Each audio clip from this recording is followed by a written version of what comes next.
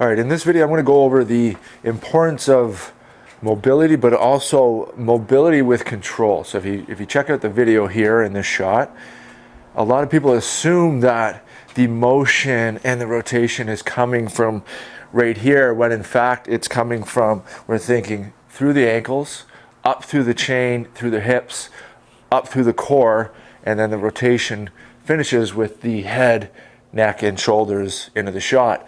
So when we're shooting and we're thinking about that hockey shot, a lot of things are happening. We're taking energy from the ground.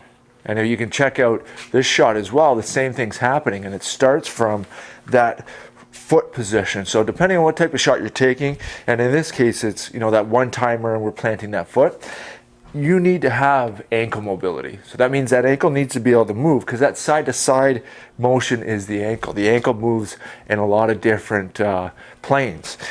And if you don't have that ankle mobility, you're not going to have that ability to kind of transfer that weight. And that front foot's very important because it helps us keep the energy in our body. And then as it goes up our chain, the hips become very important. When we're shooting, our ability to then move through the hips allows us to get into that rotation. So if I'm taking a shot and I'm rotating through, this front hip, when I'm stepping and rotating, is moving into external rotation, and this back hip is moving into internal rotation. You see that a lot of the shots that are taken. And one of the drills you can do is with a medicine ball and a light one. I'm at home right now, I got a 4-pounder. If I was at the gym, I'd probably use like a 6 or 8, depending on what I'm doing. But we can use a ball to then load and throw into the wall to mimic that shot and that rotation.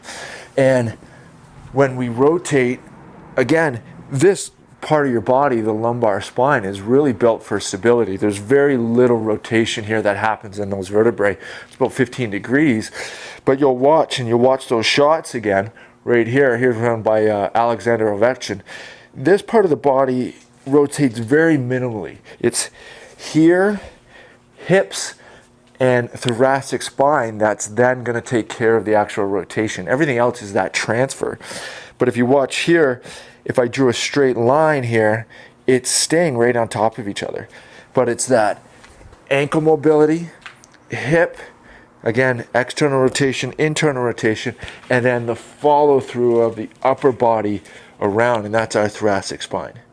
So to do a drill, grab the med ball, we can add a step. We're going to load, rotate back. Again, this is loading on that back leg, step through, and throw this ball as hard as we can into the wall.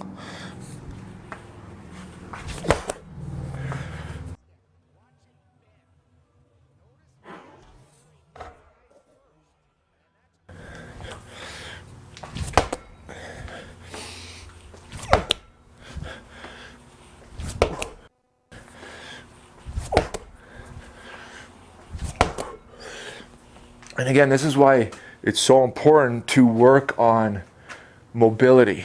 So mobility within the ankles, our ankle mobility drills, but control as well. So we want to be strong. We don't want to just be able to get there.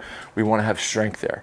Same thing in the hips. We're thinking our 90-90s, our lift-offs, our exhales, anything that we're doing where we're working on the range of motion, but also control and strength in that motion, because we want to be strong in those positions.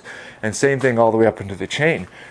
It's very important to be able to finish that rotation and take the energy that we're taking from the ground and behind us, and then release it at the right time at the net for that shot, and not have any energy leaks. So if we are stiff, or if we lack mobility in the ankle or the hips and the thoracic spine, we have energy leaks where we're not getting our full potential and as much efficiency.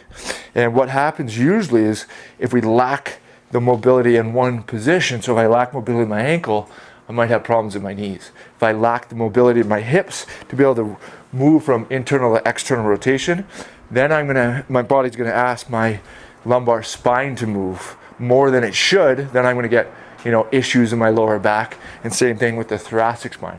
If my thoracic spine does not rotate properly, and I haven't given it that ability and done the practice off the ice to work on that rotation, I might have problems down in the lumbar spine. I might have neck issues or neck pain.